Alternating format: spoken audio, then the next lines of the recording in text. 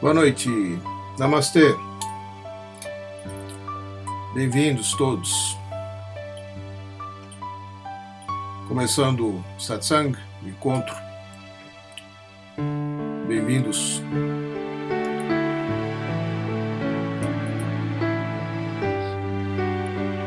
Então, para quem não conhece, estou participando pela primeira vez, a gente começa o encontro explicando sempre um pouquinho do que se trata, né? E eu sei que tem gente nova aí. O encontro tem a finalidade de facilitar aos participantes o acesso a esse espaço. É um espaço muito especial, onde você tem a oportunidade de ir ao encontro daquilo que está dentro de você e que às vezes você não sabe dar nome, não sabe dar forma, mas você sente, né? Nem sempre o que você sente é agradável. Muitas vezes o que você sente é algo que não está bem, né? Como se fosse uma contração. Outras vezes você participa com a intenção de expandir, né, o entendimento, a compreensão, melhor dizendo, das coisas que você está buscando conhecer, está buscando aprender. Então, o satsang, às vezes ele é confundido, né, como uma espécie de terapia de grupo. Pois é, não é. É bem diferente disso, né? Porque não é uma atividade psicológica. A gente aborda assuntos que vêm das nossas emoções, que vêm da nossa mente, que vêm, né, das nossas dificuldades, dos nossos inúmeros eventos diários, especialmente nos relacionamentos, né, que nos causam algum tipo de confusão, né? E a confusão ela é importante, né, porque é quando a gente está num estado de confusão, muita coisa pode ser transformada, né? Isso já disse o nosso meu querido mestre Osho, né? Ele diz assim, que nos momentos em que você acha que está tudo estável, tudo sob controle, tudo certinho, e acontece um terremoto, né? Passa um furacão e tudo aquilo que você achava que de repente é um pouco diferente, ou não é nada daquilo, né? E aí você fica confusa, porque afinal de contas você estava tão apegada às coisas e à sua maneira de ver as coisas, né? Então, a confusão, ela sinaliza uma mudança de consciência também, né? Quando a gente fica só na confusão, né, não é por aí, né? Mas quando você busca, como é o caso aqui, né, respostas às confusões onde você se meteu, né, o que aconteceram a você, a gente se enriquece muito, né? Ontem uma participante da sessão de Diksha tirou uma carta muito interessante, veio me perguntar, queria que eu comentasse a respeito da carta. É a carta do relâmpago, né? No tarô tradicional ela é representada pela torre, e no tarô do Osho, que eu deixo disponível lá, ela é chamada de relâmpago, né? E ela queria saber, não estava entendendo que relâmpago é esse, né? Então é muito comum, né, já incluindo uma coisa na outra, né, que aconteçam interferências súbitas muitas vezes, né, na nossa cabeça, e elas vêm como um chacoalho, né, vêm como uma forma de mexer naquilo que está muito quieto, muito estabilizado, né, de alguma forma confortável, né, para que algo novo possa emergir desse estado de caos, né? Osho usava muito essa metáfora, né, da, da flor de lótus que nasce da lama, nasce do pântano. Então muitas coisas emergem quando estamos confusos, né? Tem outras visões disso que eu estou falando, eu sei, mas eu estou começando por essas. Então eu tenho já algumas questões aqui por e-mail, e vou começar respondendo uma pessoa que não tem como participar dos encontros, porque ela trabalha nesse horário e ela gosta e me procurou pelo YouTube. Ela colocou um comentário no YouTube, a gente conseguiu materializar a forma dela fazer a pergunta e ela me mandou um e-mail que eu vou ler aqui. Né? Olá, Setu, sou imensamente grata. É a Simone, Simone não, é a Mônica. É a Mônica. Sou imensamente grata por esses momentos de luz que são seus satsangs. A minha pergunta é sobre a criação de filhos. Tenho uma filha de 11 anos e fico completamente insegura em como agir, interferir ou aconselhar quando ela está enfrentando obstáculos. Você poderia falar um pouco mais sobre o papel que cabe a uma mãe que deseja ser mais consciente? Obrigada, Namastê.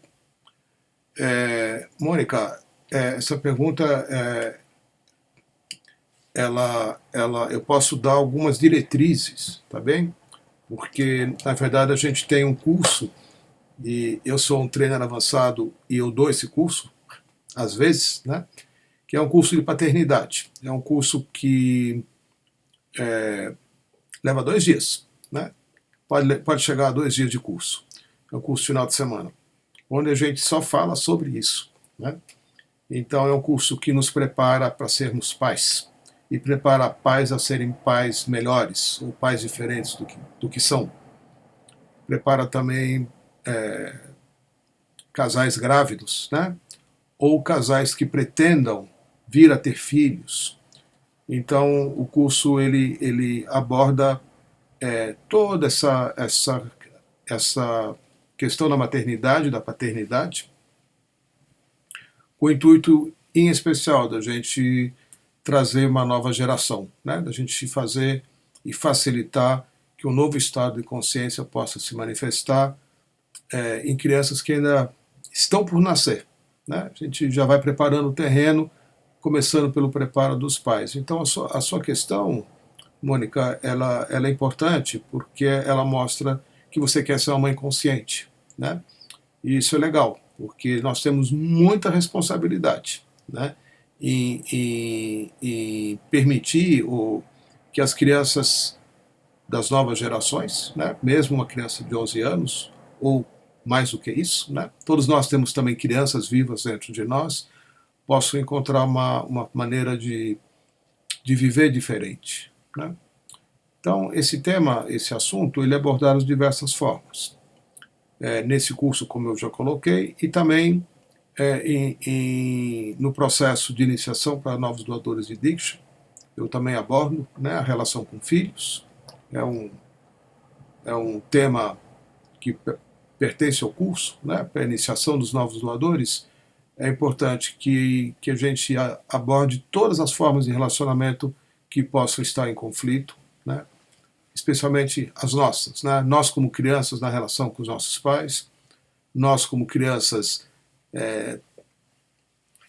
lidando com a nossa criança, né, que está viva e muitas vezes dolorida, e as crianças como filhos, e as crianças também como netos, como sobrinhos, ou como filhos de amigos com os quais a gente tem alguma conexão.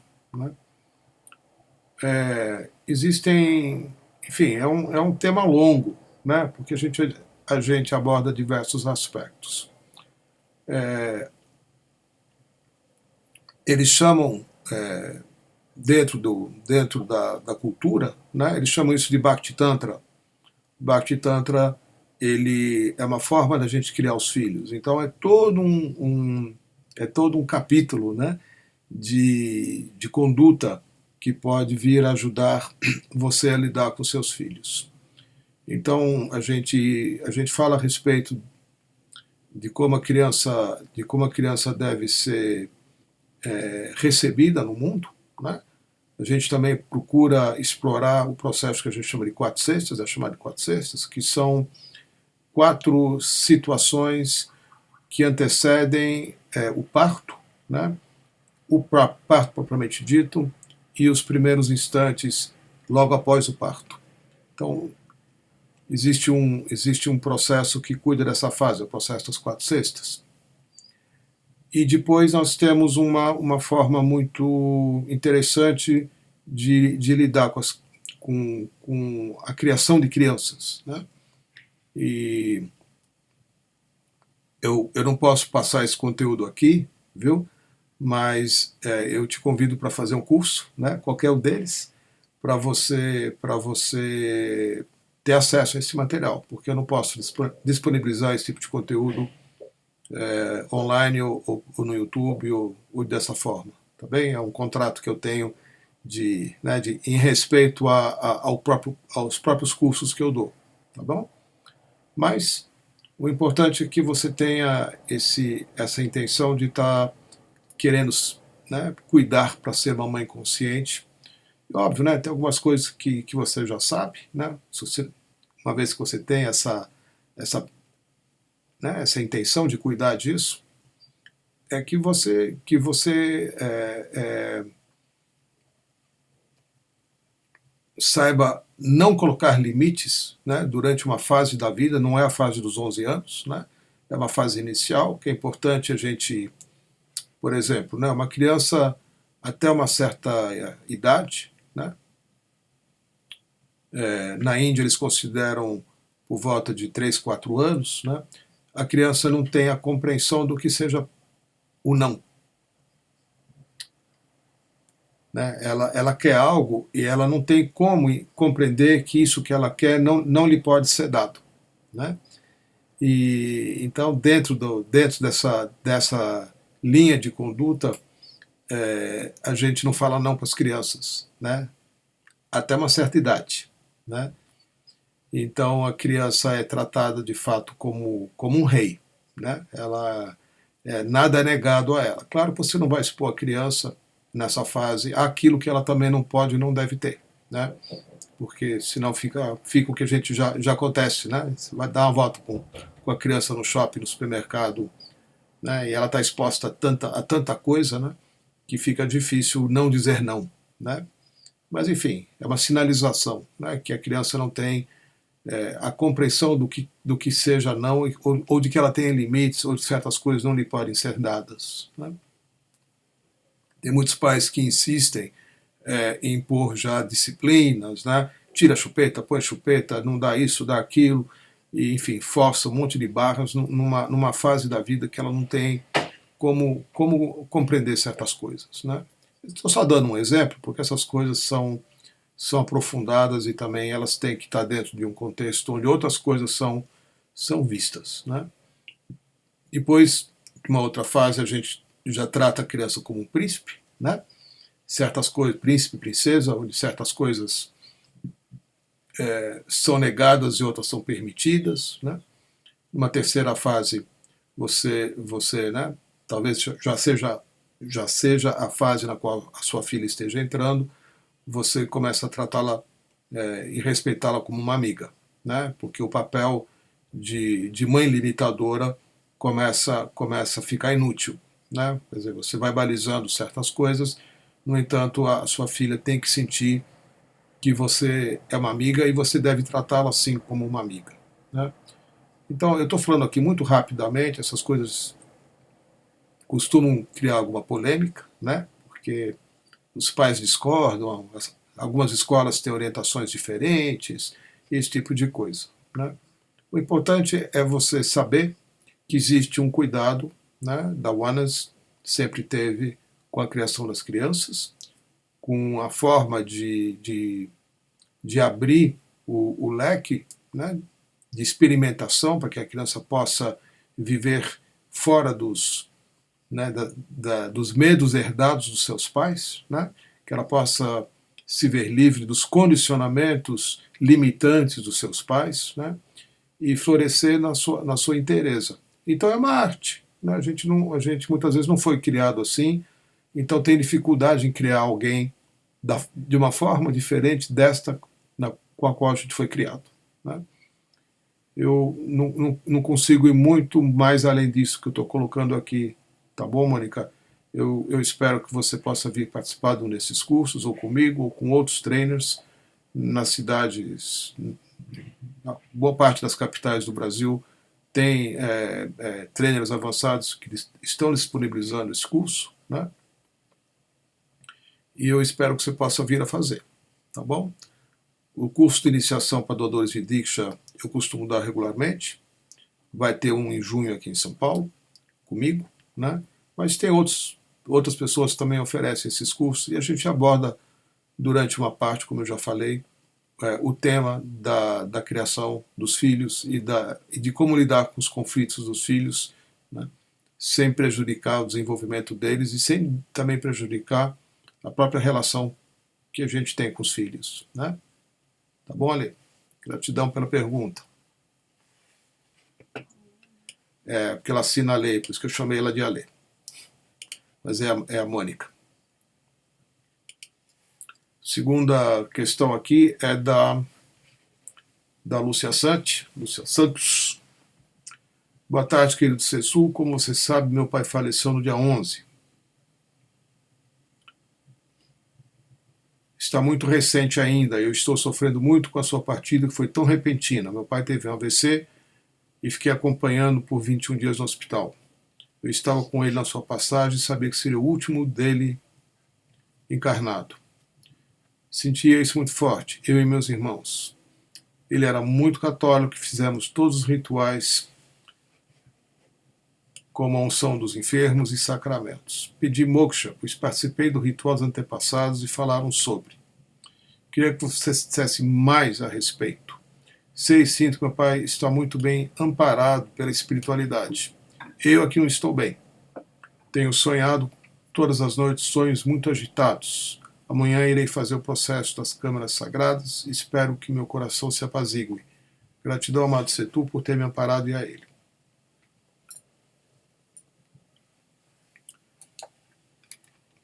Lúcia, é um momento difícil, né? E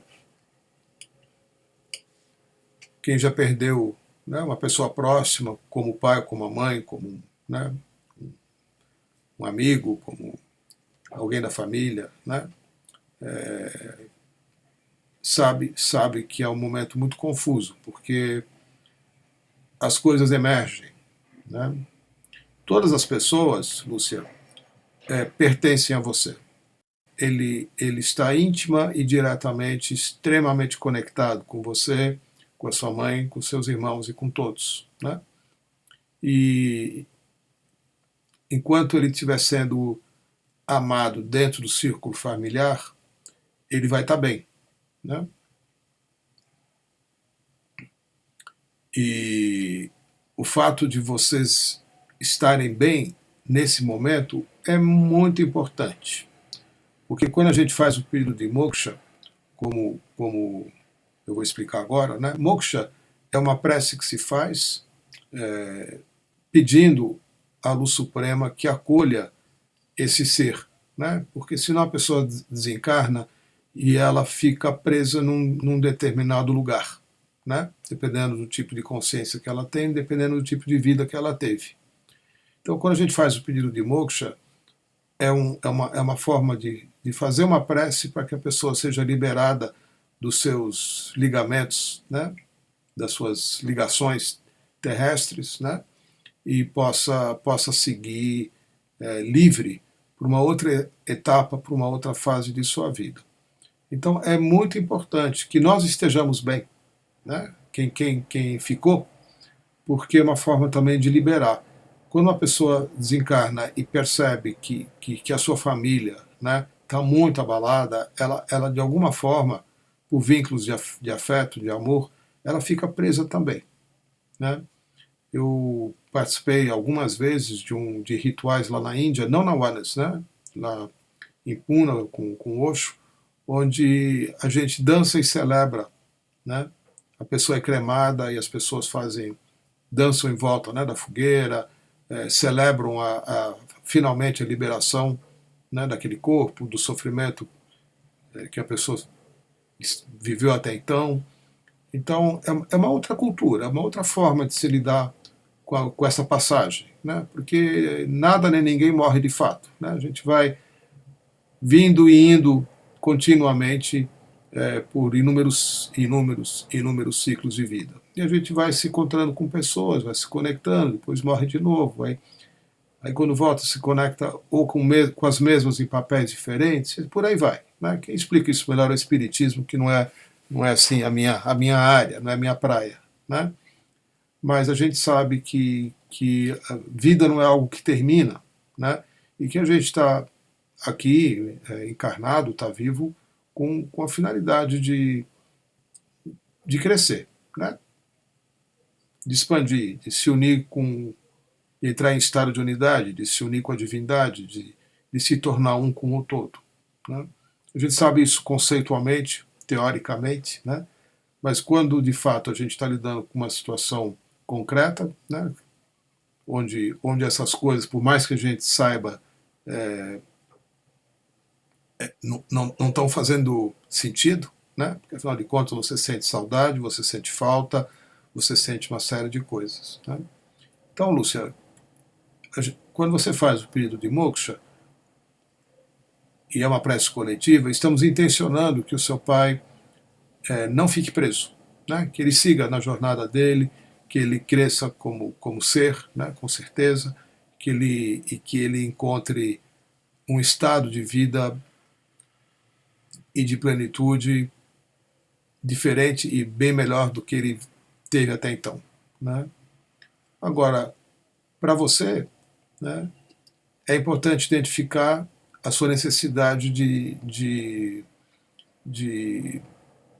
se manter presa, né, a algo ou alguém que nitidamente não está mais aqui. Né? Porque o seu sofrimento ele é real, né? É muito difícil a gente lidar com perdas, eu sei, não estou dizendo que você não deva sofrer ou não deva se ressentir com a perda, claro que sim, né? O luto ele é muito importante, né? Sentir a tristeza, chorar a perda, né? Sentir saudade, tudo isso é saudável, né? Tudo isso é saudável, então é importante você não querer sempre se livrar do mal-estar que você está sentindo, né? Você tem necessidade de estar sempre bem de repente, né? É uma necessidade, todo mundo tem, eu sei, né? Mas é comum, né? Você não estar bem e pedir ajuda para ficar bem, como se o não estar bem fosse algo negativo, e não é, né? O luto pela perda, ele tem que ser sentido sim, ele tem que ser vivido sim, a dor da perda deve ser sentida sim, e você não deve buscar com tanta intensidade fazer coisas para não sentir o que você está sentindo. Tá?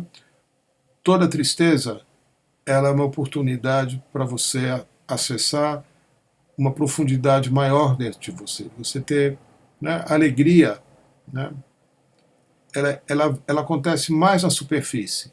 E a tristeza, ela acontece mais, você acessa ela num nível mais profundo do que a alegria. Ela é menos superficial. Ela vem mais do âmago, ela está mais próxima do coração.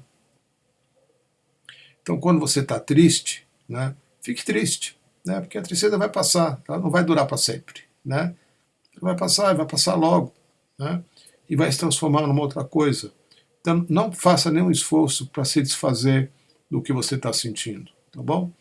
E quando você estiver nas câmaras sagradas amanhã, peça para o seu divino, né, cuidar de você e para liberar o seu pai também, até mesmo disso que você está sentindo e o resto da sua família também. Tá bom, Lúcia? Que fiquem todos bem. Oi, Joyce, bacante. Oi, se tu gostaria de compreender melhor sobre como fluir melhor, compreender melhor como fluir melhor nos relacionamentos, experiando a pessoa ao invés de tentar entendê-la e vivenciar a alegria de cada relação.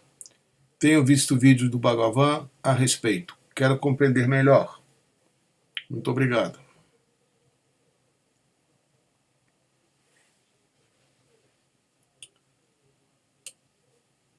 Olha, Joyce, não tem uma fórmula, né? Não tem uma fórmula que eu possa te dizer, olha, faz isso, né? Faz assim. O fato é que se você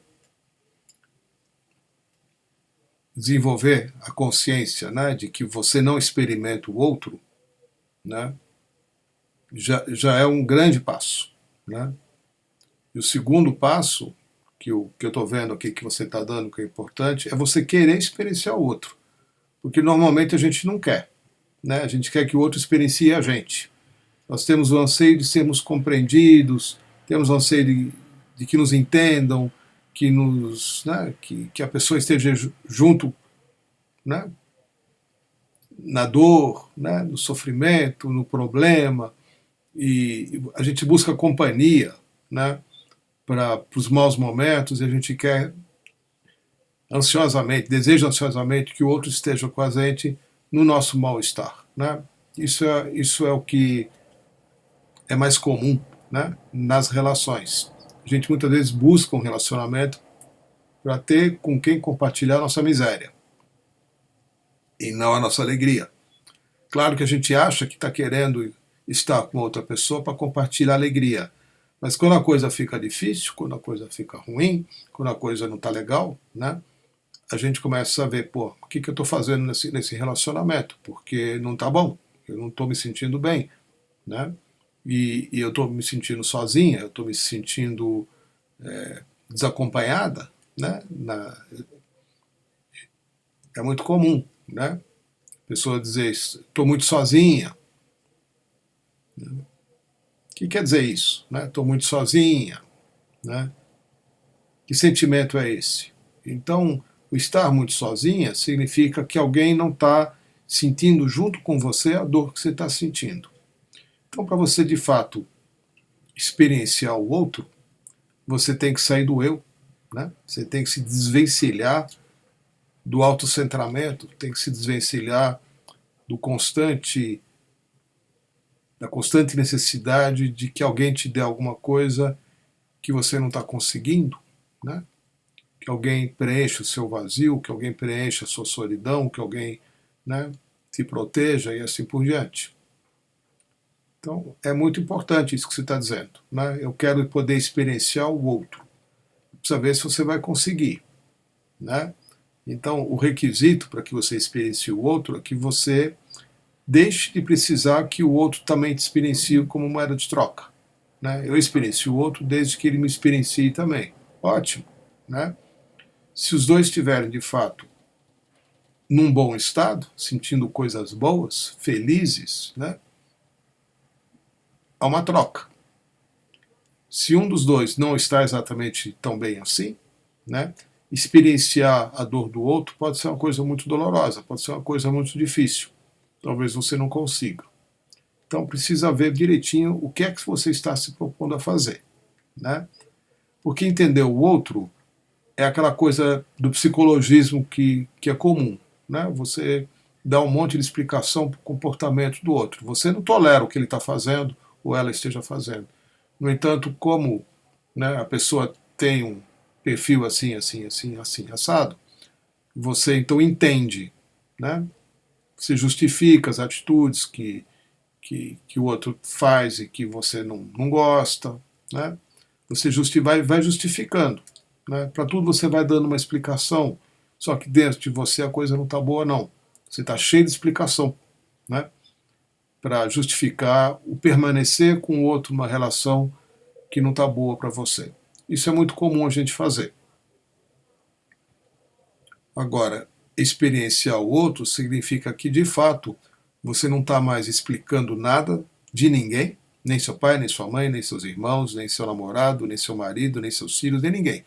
Você simplesmente está junto com a pessoa lá onde ela se encontra, né?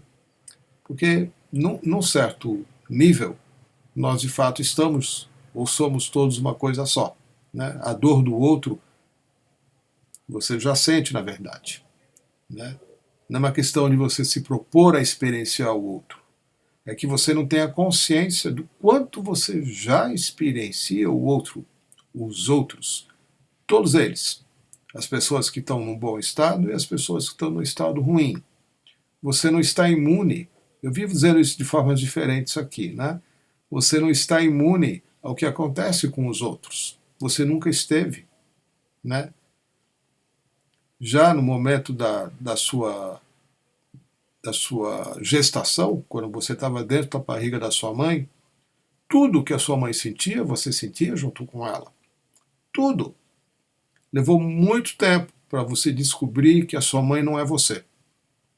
Tudo que se passava com ela, na cabeça dela, os bons momentos, as raivas dela, as dificuldades dela, os medos dela, você sentiu junto com ela. Então é uma fase da vida em que você experiencia o outro, só que de uma forma muito intuitiva, né? Sem a consciência, sem a... Né? Agora, depois isso se perde. Quando você se separa do outro, você olha o outro você é você. Isso também não acontece muito cedo, não. Leva alguns anos para você ter uma noção de si, uma percepção de que você é. Né? É quando começa a se formar o ego. O ego significa que você se identifica como uma entidade separada do outro. Você tem uma persona, né, que tem vários personagens, e você começa a se sentir como alguém que existe. Mesmo que você não exista, você acha que você existe como pessoa. Né? E aí você começa a querer fazer esforços para experienciar o outro, mas você já experiencia, você só não tem noção do quanto. Né? Então tem várias coisas nisso que você está querendo encontrar, várias formas de você compreender isso que eu estou falando. Né? É importante também você ter uma profunda capacidade de experienciar a si mesma, né? De ter acesso às coisas que você sente, às coisas que acontecem nas suas sombras, os seus medos, né? Suas frustrações, as suas mágoas, as suas dores. Uma vez que você esteja plena com essas coisas que se passam dentro de você, quando você estiver diante de uma outra pessoa, naturalmente você vai sentir compaixão, porque aquilo que está acontecendo com o outro, você sabe o que é, porque você conhece, você acessou dentro de você. Não precisa nem fazer um esforço, né? Pode ser uma criança chorando, pode ser uma pessoa com medo, pode ser uma pessoa com muita raiva, pode ser uma pessoa paralisada, pode ser uma pessoa, né, num estado ruim de desequilíbrio. Todas essas coisas você é capaz de saber o que você sabe de você mesmo. Né? Não tem outra maneira de você experienciar o outro que não seja passando por si mesmo. Tudo aquilo que você compreende, acessa, não julga, né? Explora dentro de você mesmo, sem maquiagem, né? sem usar máscaras, vai permitir que você naturalmente experiencie uma outra pessoa. Porque você sabe, por você, o que está se passando com o outro. E aí esse é um processo natural. Né? E aí não precisa mais entender ninguém. A gente só quer entender o outro, ou tem necessidade de entender o outro, porque a gente não tem acesso a si mesmo. Então fica fazendo uma ginástica intelectual, né? E querer encontrar justificativas para o comportamento da outra pessoa, como se a gente mesmo fosse diferente. Né? Tá bom, Joyce? Oi, Márcio. Namastê. Chegou atrasado, mas chegou. Que bom. Oi, Luísa. Que bom que deu para você vir, viu, Luísa? Gostaria de saber um pouco mais sobre como encontrar um equilíbrio entre a gratidão e o desapego, entre a indignação e a indiferença. Isso está relacionado com o chakra do coração?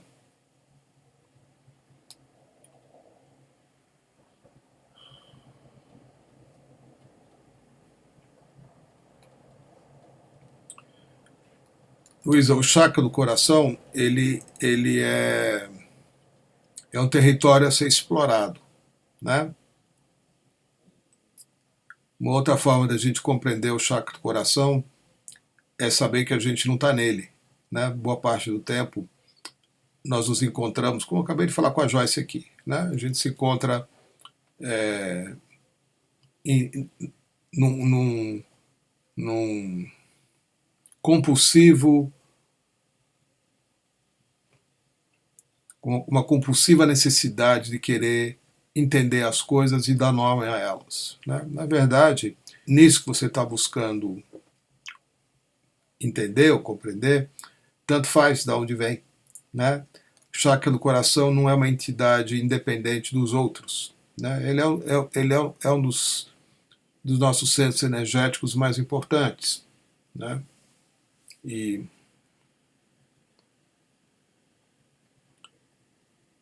ele é um dos centros energéticos mais importantes. Nós temos 3 chakras, 3 centros de energia abaixo dele, e temos outros 3 acima dele. O chakra do coração é a nossa casa, é o nosso centro. Toda atividade que fazemos no sentido de crescer espiritualmente, no sentido de receber Diksha, é uma jornada da mente para o coração, né? O coração ele não tem o anseio nem a necessidade de querer entender as coisas. O coração simplesmente sabe, né? É uma outra inteligência. Na medida que o nosso coração expande, na medida que o nosso coração floresce, né, as coisas vão ficando muito claras, né? Então, eu posso te dizer assim, né? O amor, ele vem e nasce e expande através do coração, né? Então, indiferença é outra coisa, né?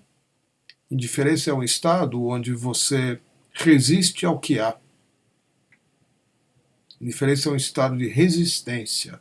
As coisas estão acontecendo, estão mexendo com você, mas você não dá conta, né? Então cria uma espécie de barreira, né? Tem vários nomes que se dá isso, né? Na bioenergética eles usam o termo couraça, né? Cria-se uma couraça energética, de tal forma que nada mexa com você. As coisas acontecem, mas você não sente, porque você está encouraçada, você está com o corpo fechado. E por que você está encouraçada? Porque você sente medo. E por que você sente medo? Bom, isso precisa ser investigado, né? Então, todo o processo de indiferença, ele vai fazendo com que você fique muito mais centrada na mente do que no coração. O coração, pela sua natureza, ele jamais vai ser indiferente a coisa alguma. Muito pelo contrário. Então, quando você começa a ter um crescimento, né? Quando a sua energia Kundalini vai evoluindo, vai se estabelecendo, vai subindo, né? E vai permitindo que o seu coração floresça, né? A indiferença não cabe, porque você olha para o outro e a compaixão ela é imediata, né? A conexão é imediata, o vínculo se fortalece na hora. Muitas vezes a indiferença ela é só o medo de sentir o que já está sendo sentido, né? Muitas vezes é medo da dor, muitas vezes é medo de sentir novamente, né? Aí já é o trauma, né? O trauma nada mais é do que o medo de sentir coisas que você sentiu e não gostou de sentir, e não quer sentir de novo. É uma espécie de decisão interna que se toma, né?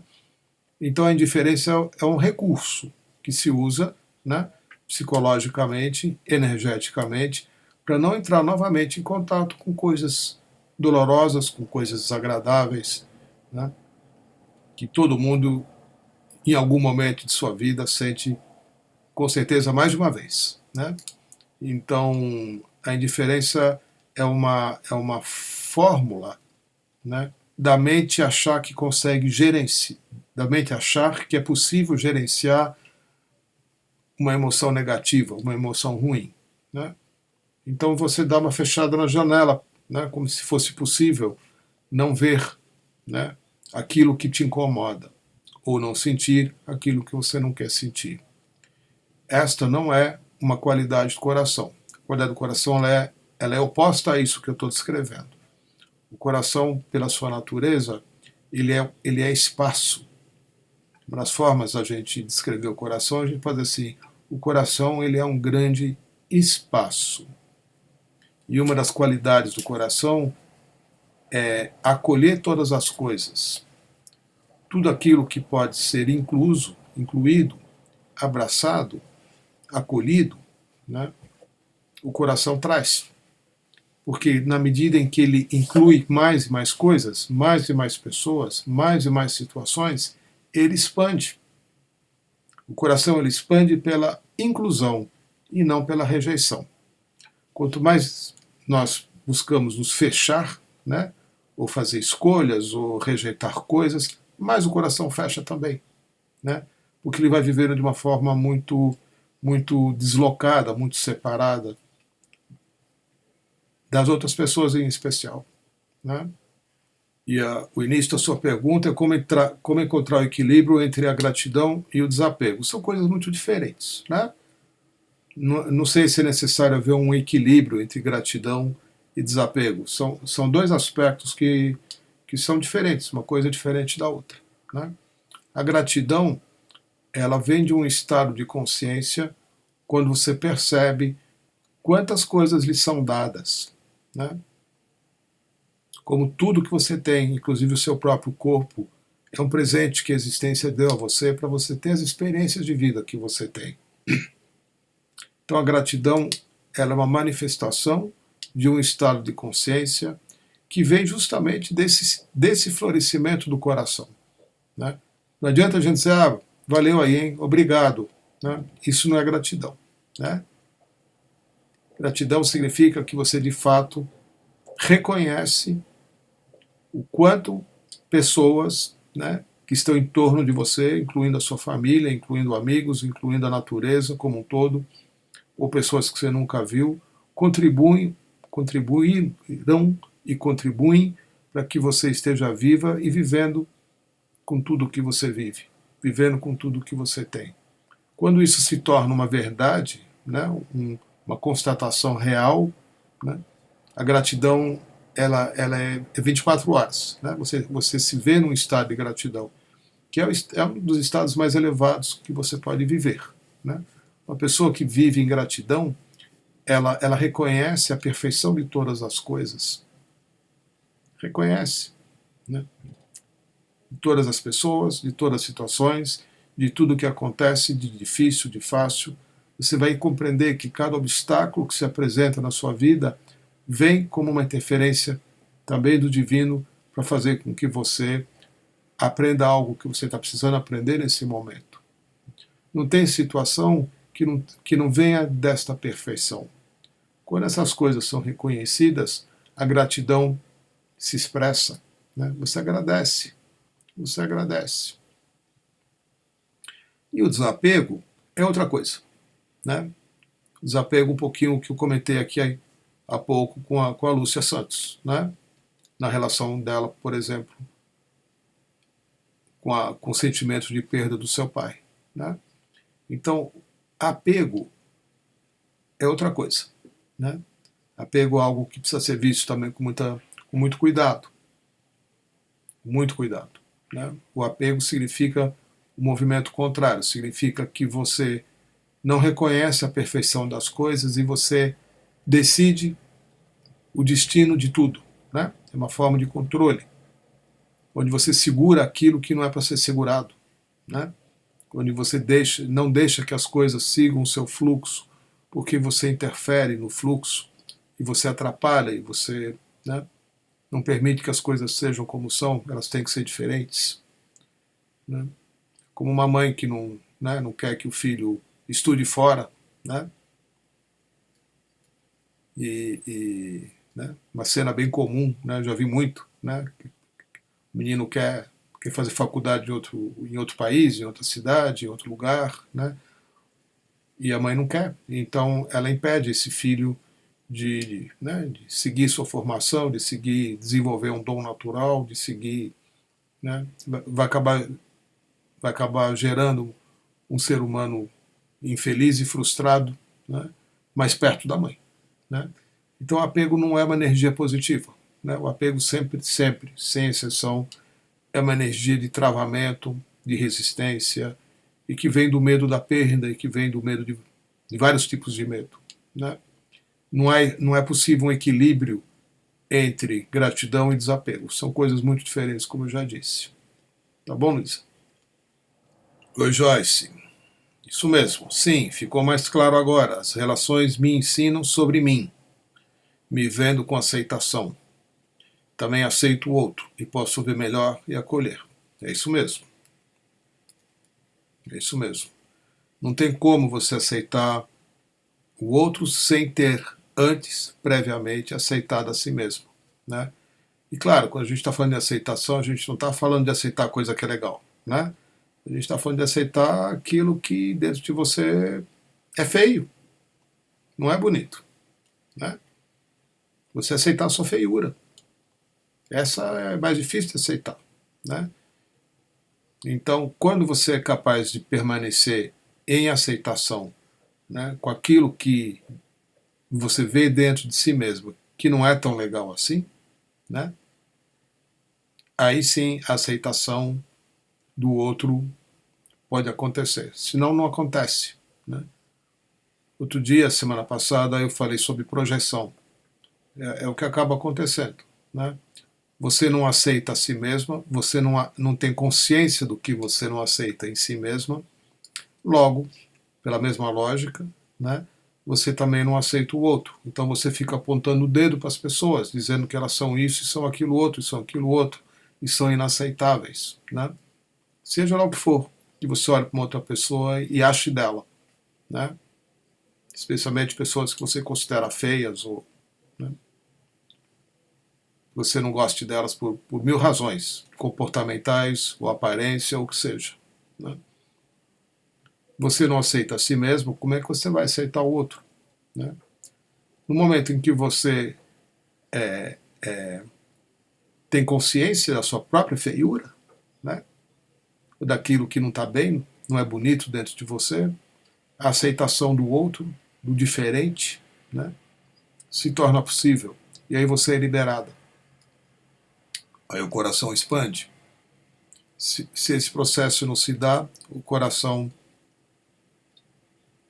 não expande, não abre. Né? E quando o coração não abre, as coisas não ficam bem.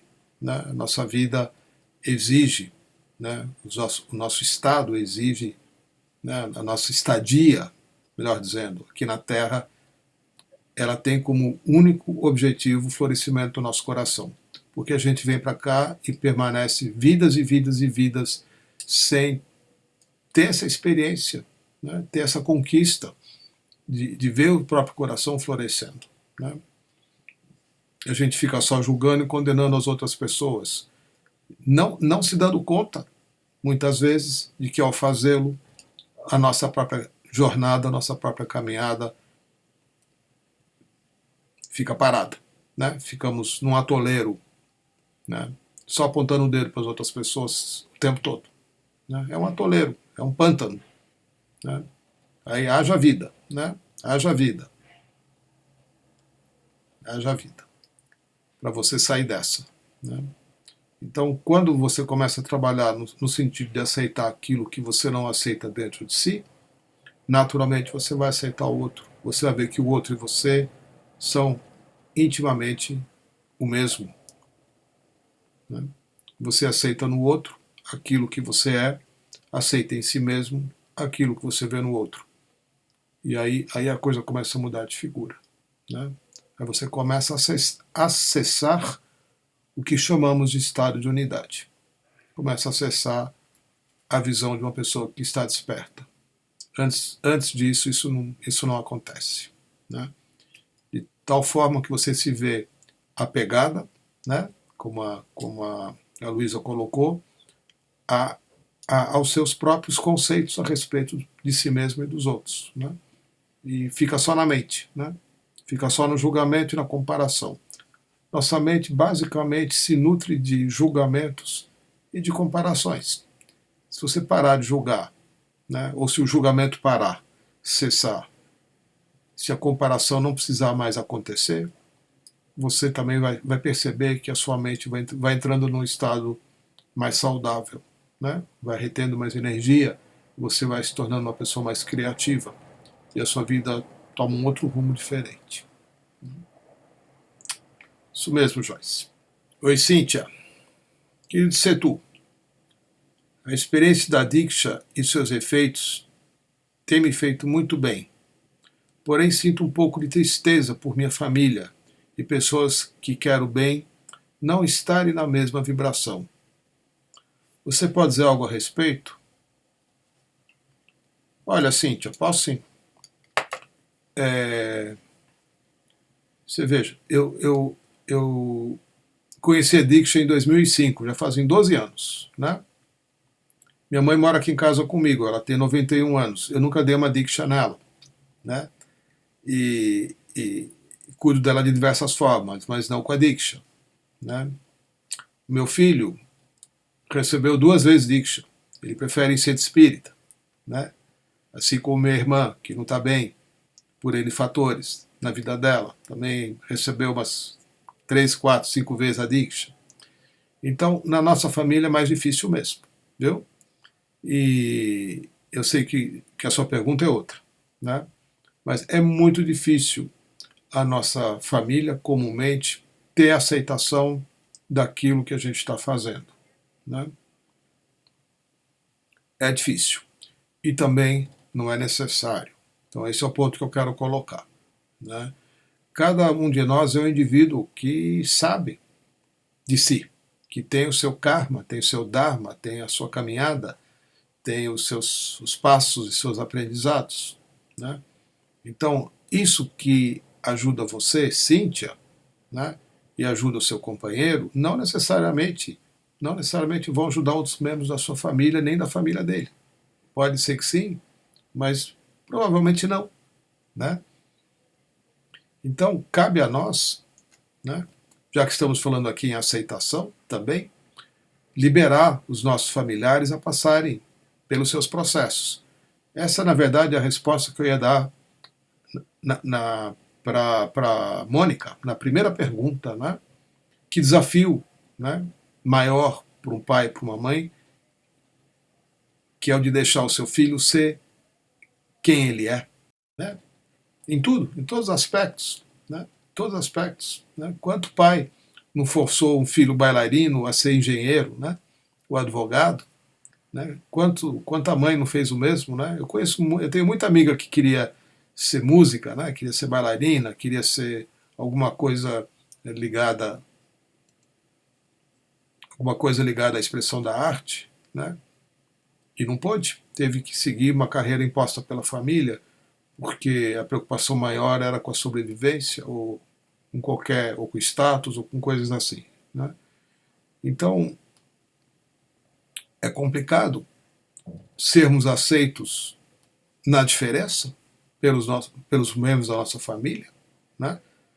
Então, eu nem espero que a minha família aceite eu ser ou fazer o que eu faço, né? Eles tiveram que me engolir de certa forma, né? Talvez que desejassem que eu tivesse um outro tipo de vida, né? E eu aceito a eles no que eles são, no que eles pensam, na forma como eles agem, né? Às vezes você é vegetariano e o resto da sua família não é. E aí, em dia de festa, né, você fica, né, criticando todo mundo que come carne, né? Ou o contrário, né? Então, nós temos sim dificuldades em aceitar as escolhas das outras pessoas e achamos que sabemos mais ou que sabemos o que é melhor para o outro. A gente tem esse tipo de ideia, a gente acessa facilmente uma postura, muitas vezes acima, né, superior, porque estamos num caminho espiritual e sabemos com certeza o que deveria ser melhor para os demais membros da nossa família. O que eu aprendi, e eu tive esse tipo de prepotência e arrogância também, viu, Cíntia? Eu estou falando da minha própria experiência de vida, né? Então, é muito difícil, né, você aprender a respeitar de fato as escolhas das outras pessoas, mesmo que elas tenham escolhido serem doentes, mesmo que elas tenham escolhido fazer o que não gostam, né? Buscarem relacionamentos que não são nutritivos, não são, né? É uma decisão ser feliz também, né? E muitas vezes a pessoa escolhe, ou é levada a escolher, aquilo que não vai ser de fato bom para ela. Vai deixar ela doente, vai deixar ela deprimida, vai deixar ela sem dinheiro, vai deixar ela num estado ruim, né? Às vezes a gente consegue dar uma força, né? Quando a pessoa muitas vezes vem pedir, olha, puxa, né, não estou legal, o que é que você está fazendo que eu estou vendo que você está bem? Então esse é o segundo aspecto que eu quero te dar como resposta, né? O melhor cartão de visita que você tem daquilo que você faz é o seu estado. Não é o que você fala, não é o que você prega, né? E sim quem você é. Se você de fato estiver saudável, próspera, feliz, né?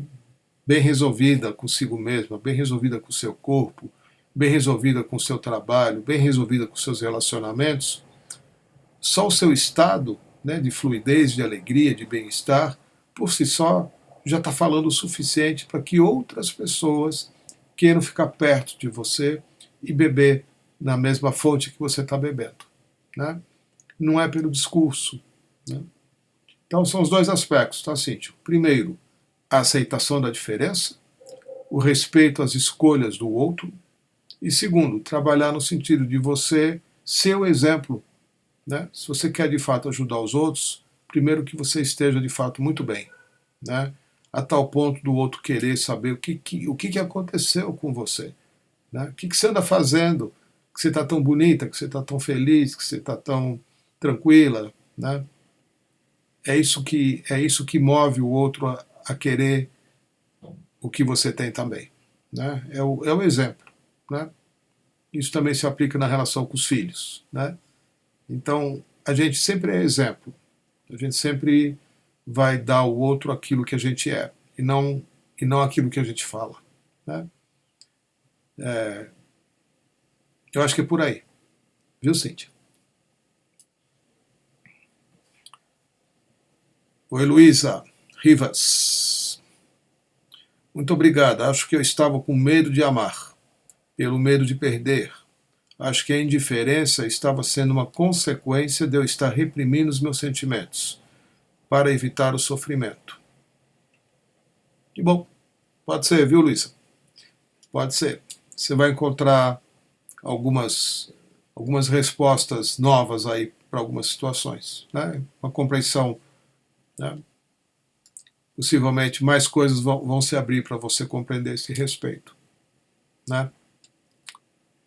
Mas eu estou vendo que você está bem empenhada em querer compreender, né, também como funciona, né, o seu coração e o que é o medo de amar. Porque a gente tem, às vezes, muito medo. É o que a gente mais quer na vida e é o que a gente mais teme.